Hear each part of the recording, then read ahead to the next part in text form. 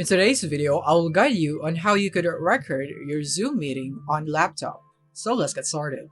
So first, you want to open up your app in Zoom here in your laptop. And from here, you want to get into the meeting. So you can either create a new meeting or join a meeting if it's already existing. In my case, I'll just click here on new meeting for this tutorial.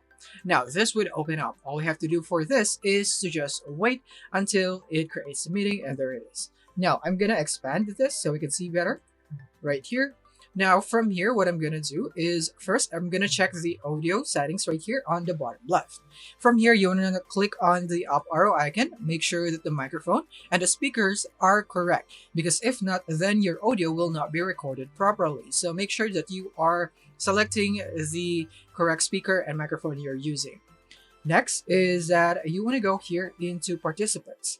So in here, you want to make sure that you have the permission to record the session, especially if you're not the host. So if you're not the host, you want to ask the host to grant you permission in recording this session.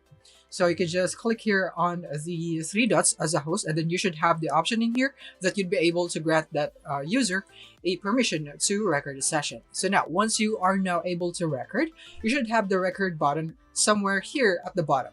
If not, then it should be here in the more button. So click here on more, and then you should have that record option here.